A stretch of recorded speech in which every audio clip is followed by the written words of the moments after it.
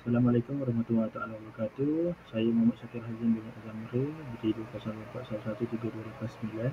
Saya akan memberikan sedikit pengenalan mengenai sastra, pendidikan sastra dan juga feminisme yang akan merajui kepada topik kami iaitu teori feminisme dan kritik. Jadi sastra ni sebagai satu disiplin ilmu yang berkembang sejak era Yunani dengan beberapa tokoh pemikir besar seperti Plato, Aristotle, Horaki, Plotinus dan ramai lagi.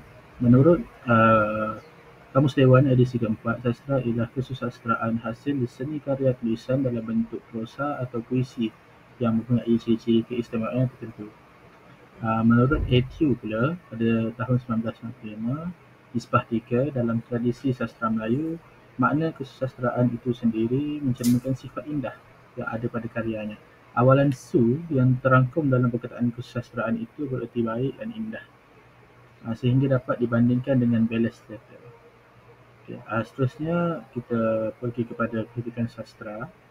Sastra merupakan satu aktiviti atau kegiatan untuk menjelaskan, menilai dan menyampaikan penerimaan dan tanggapan seseorang terhadap suatu karya. Menurut Encyclopedia Britannica tahun 1996, 780, ketikan bererti perbincangan kesenian yang beralasan dan bersistem untuk menghurai atau menilai teknik dan hasilnya. Menurut Manasikanap 1983 pula, ketikan adalah satu ilmu yang sistematik yang membicarakan soal penghayatan, penganalisisan dan penilaian sesebuah karya kreatif. Manakala Hashim Awang pada tahun 1988 menyebut kritikan merupakan usaha untuk menilai hasil-hasil ciptaan seseorang sastrawan dengan cara yang beralasan serta bersistem dan bertujuan untuk mengembangkan sesuatu yang difikirkan baik lagi indah. Seterusnya saya akan memberi kepada maksud feminisme.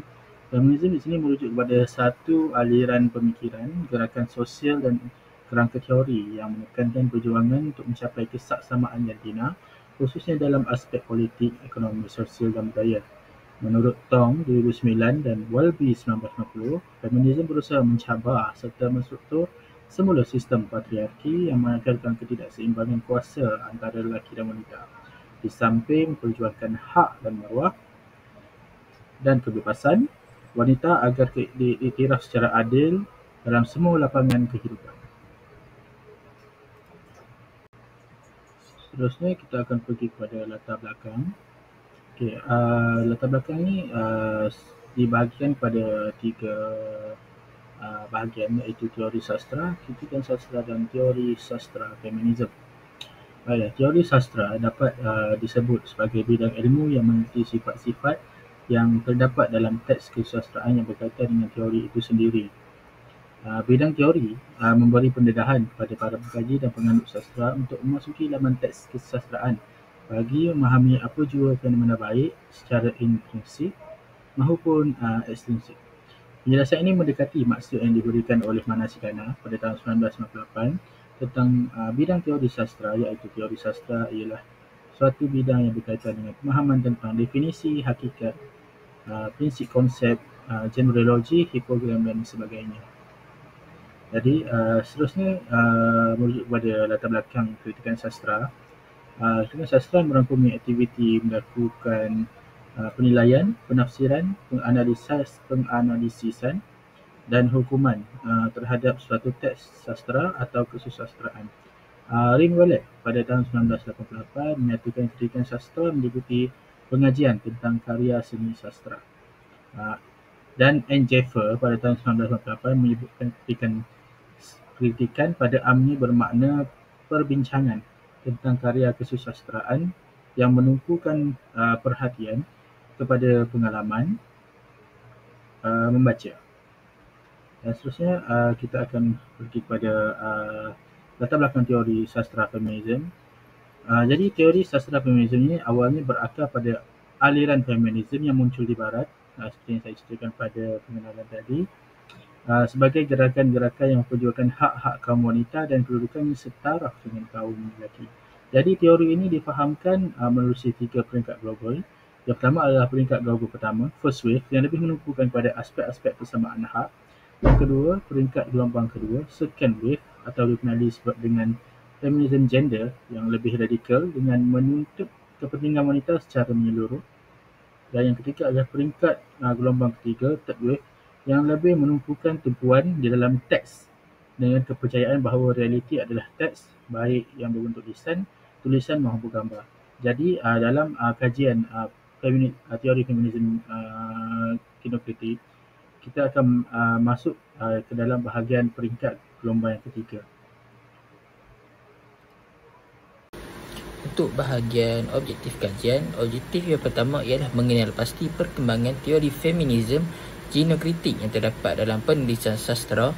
Yang kedua, menghuraikan model teori feminisme ginokritik berdasarkan aspek biologi, bahasa, psikologi dan budaya wanita. Untuk bahagian persoalan kajian yang pertama ialah apakah perkembangan teori feminisme ginokritik yang terdapat dalam penulisan sastra. Yang kedua, bagaimanakah model teori feminisme ginokritik boleh mempengaruhi aspek biologi, bahasa, psikologi dan budaya wanita. Seterusnya adalah bahagian metodologi kajian, reka bentuk kajian. Kaedah kajian ini sepatutnya memfokuskan kepada kaedah kajian kualitatif dan kaedah pengumpulan data yang kami gunakan. Terdapat 3 jenis. Yang pertama adalah kaedah kepustakaan, analisis kandungan dan sumber sekunder. Kaedah kepustakaan, kaedah ini berfokuskan kepada penggunaan dan pencarian bahan sedia ada, iaitu pengkaji merujuk bahan ilmiah seperti buku dan artikel. Manakala bahagian analisis kandungan pula, meneliti dan menjelaskan tafsiran yang terdapat dalam dokumen berdasarkan kata kunci yang menjadi panduan utama untuk memperoleh maklumat berkenaan dengan objektif kajian. Manakala untuk bahagian sumber sekunder pula, sumber yang diperoleh daripada pembacaan bahan bertulis yang tercatat di tempat yang lain. Antara bahan yang berasaskan sumber sekunder adalah buku, jurnal, kamus Dewan edisi keempat dan juga laman sesawah. Baiklah, kita akan pergi kepada saya akan menerangkan mengenai analisis dan perbincangan yang pertama, iaitu konsep atau sejarah awalnya teori feminisme ginokritik. Baiklah, teori feminisme ginokritik ini adalah istilah yang diperkenalkan oleh Elaine Showalter, seorang pengkritik sastra kelahiran Boston, Amerika Syarikat pada tahun 1941. Dia juga seorang feminis dan juga seorang penulis isu budaya dan sosial. Jadi Showalter ni pada dasarnya kurang bersetuju dengan kefahaman dan takrifan terhadap wanita dan pengarang wanita yang selama ini salah dan tidak tepat. Pada tahun 1981, beliau menerbitkan sebuah makalah berjudul Feminist Criticism in the Wilderness yang memuatkan pandangan baharunya tentang kritik feminisme. Jadi dalam makalah tersebut, Showalter telah mencadangkan teori-teori ginokritik yang berpusat pada pengalaman wanita sebagai penulis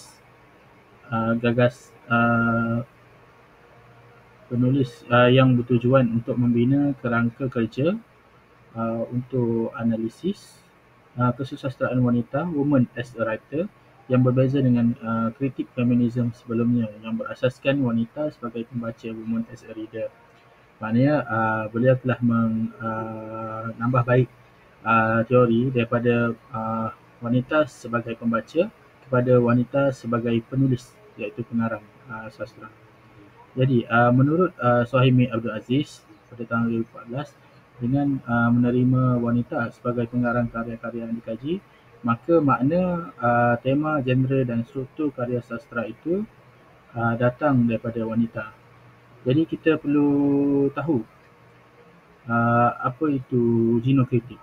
Baiklah, ginokritik ini ialah cara bacaan yang diaplikasikan ke atas karya wanita yang memperkatakan tentang wanita dengan tata cara bacaan yang prihatin terhadap perbezaan wanita sebagai sumber kekuatan wanita, seperti pengalaman haid, hamil, menyusukan anak dan bersalin.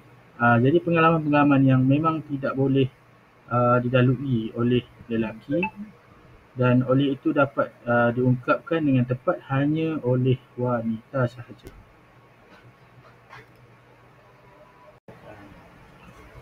Dalam konteks sastra Melayu pula, bacaan kritik ini dikatakan penting dan diperlukan, memandangkan penulis wanita turut terlibat sama dalam kegiatan penulisan dan penghasilan karya sastra, dan mereka juga menyumbang kepada khazanah sastra negara. Sementara itu, menurut Gilbert dan Gubar 1989, Nisbah 147, mereka yang memilih bentuk guna kritik memberikan perhatian pada masalah perempuan sebagai produser makna tekstual dengan sejarah, tema, genre dan struktur sastra oleh perempuan. Mereka cenderung mengulas dan mengevaluasi pencapaian penulis perempuan dari tahun ke tahun. Ini menjadikan mereka telah mengeksploitasi psikodinamik dari kreativiti perempuan serta meneliti pengaruh sejarah perempuan terhadap sejarah sastra perempuan dan terhadap metafora, tema dan bentuk-bentuk sastra penulis perempuan. Jadi secara terperinci, menurut Showalter, pada tahun 1988, ada 3 fasa tradisi penulisan sastra oleh wanita. Yang pertama adalah para penulis wanita seperti George Eliot sering meniru dan menghayati standard estetika lelaki yang dominan, yang menghendaki bahawa wanita tetap memiliki posisi terhormat. Juga latar utama karya mereka adalah lingkungan rumah tangga dan kemasyarakatan. Memandangkan pada tahun tersebut wanita lebih kepada bahagian suri rumah. Jadi lebih kepada sifat-sifat yang seperti yang dikatakanlah rumah tangga dan juga kemasyarakatan. Dan yang kedua, penulis wanita yang telah bersikap radikal. Jadi pada saat ini wanita berhak memilih cara mana yang lebih tepat, cara mana yang tepat untuk berekspresi. Dan juga terdapat tema-tema garap yang semakin kompleks. Dan yang ketiga adalah hasil tulisan wanita di samping mengikuti pola terdahulu juga semakin sedar dirilah. Karya-karya yang melukiskan hal-hal yang lebih luksinar, iaitu bersifat telanjang, perzinaan, perselingkuhan dan sebagainya telah disentuh. Kerana wanita pada zaman itu telah sedar bahawa dirinya bukanlah bidadari rumah, melainkan harus ada emansipasi. Emansipasi di sini bermaksud kebebasan daripada perhambaan dan penindasan yang membuatkan mereka boleh tergolong dalam pelbagai bidang seperti undang-undang, ekonomi, sosial dan juga politik. Seterusnya kita beralih kepada perkembangan teori feminisme ginokritik. Perkembangan teori kritikan feminisme bermula daripada kebangkitan kesedaran wanita secara global, namun berkembang dengan ciri tempatan yang unik mengikut konteks budaya dan masyarakat. Pada peringkat awal, gerakan feminisme tertumpu kepada tuntutan hak asasi dan memansipasi wanita, khususnya dalam menentang sistem feudal dan patriarki yang mengekang kebebasan wanita. Di China, kesedaran feminisme dikaitkan dengan May 4th Movement, manakala di Malaysia kesedaran ini dikesan melalui penulisan awal yang menekankan kepentingan pendidikan wanita. Fasa awal yang dikenali sebagai feminis sebagai pembaca ataupun dalam bahasa Inggeris woman as reader, iaitu usaha mengkritik dan membongkar tanggapan negatif terhadap wanita dalam karya pengarang lelaki.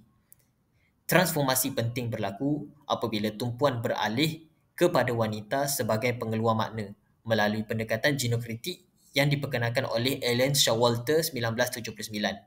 Menurut Nur Hayati Abdul Rahman tahun 2012, bacaan ginokritik merupakan pendekatan yang tepat untuk menyingkap gaya penulisan wanita yang selama ini terpinggir atau dimanipulasi oleh wacana patriarki.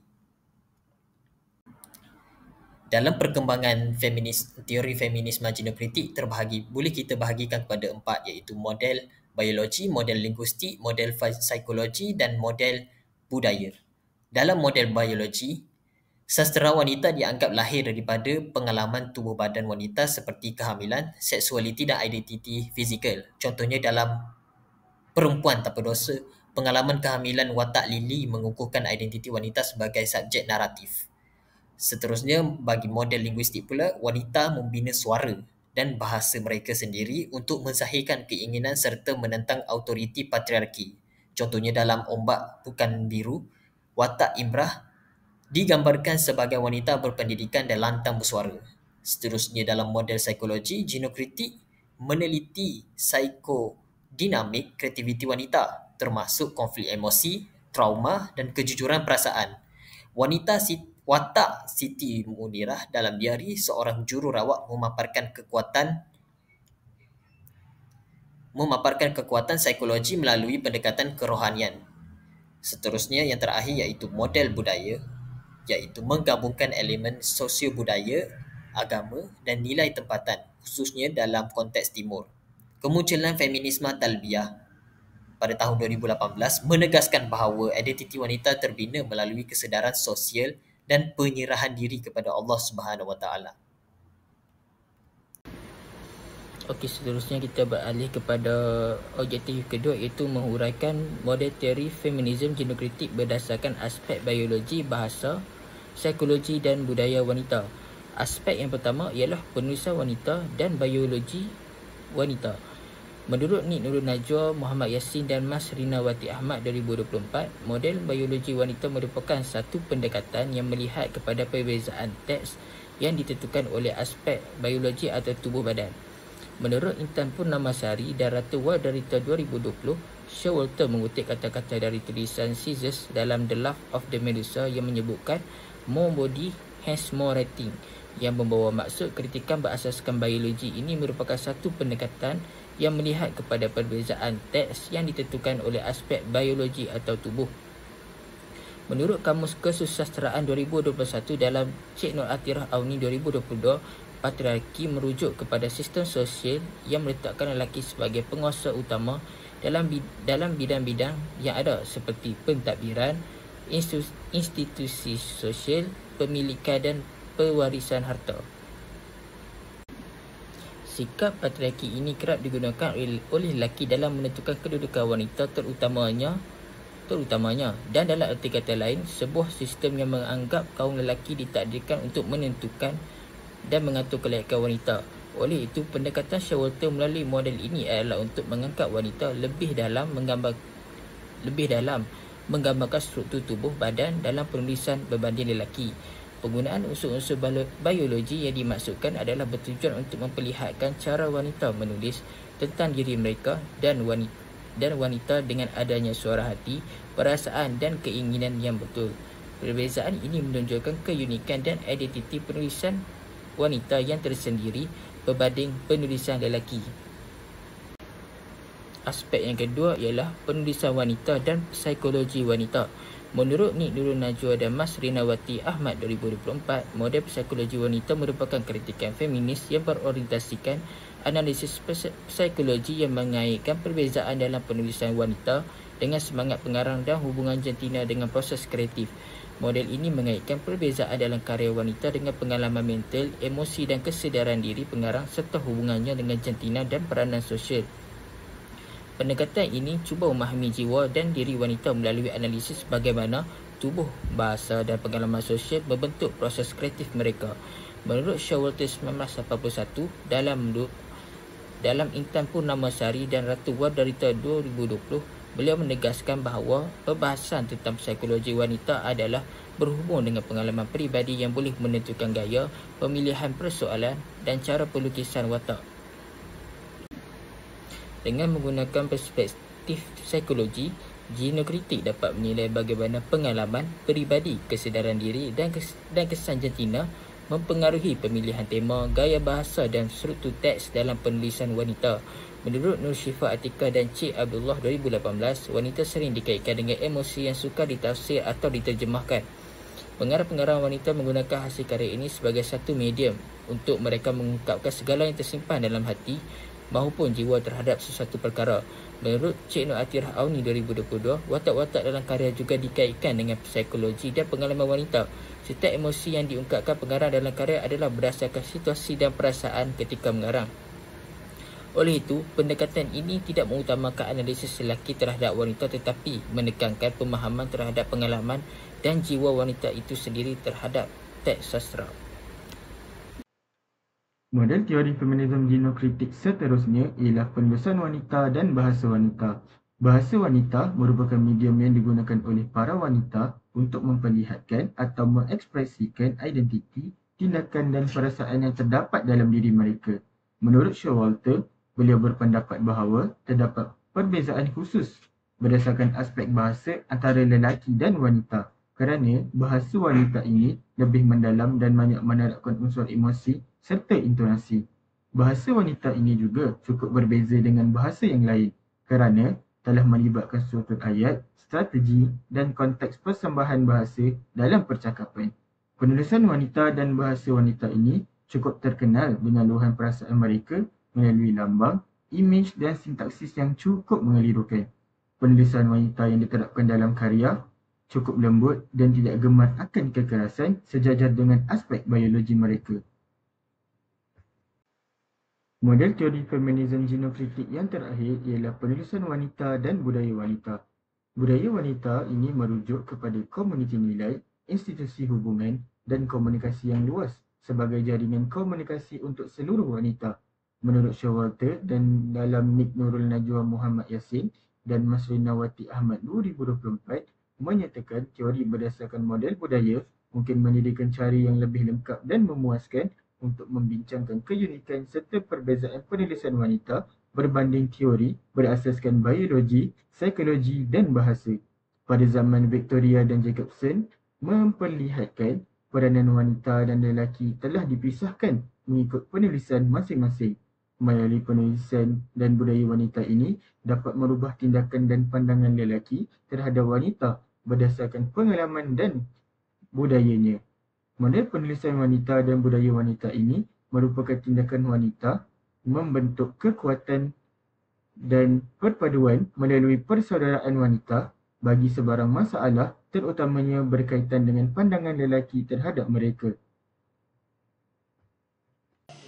Secara keseluruhannya, kajian terhadap perkembangan dan model teori feminisme genokritik merupakan usaha untuk memahami pengalaman serta penulisan wanita menerusi perspektif wanita tersebut.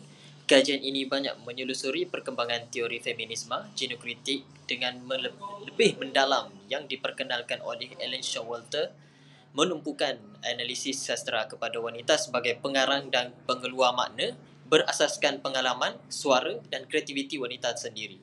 Teori ini menegaskan bahawa pengalaman khusus wanita seperti kehamilan, emosi dan spiritual melahirkan gaya serta poetika penulisan yang tersendiri dan bebas daripada dominasi patriarki.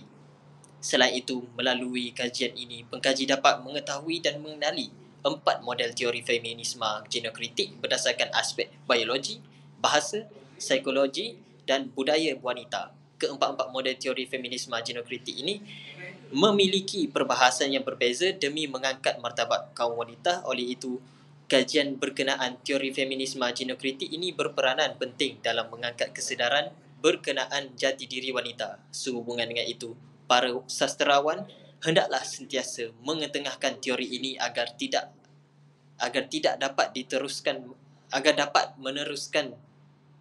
dapat terus mengangkat martabat wanita khususnya dalam karya sastra.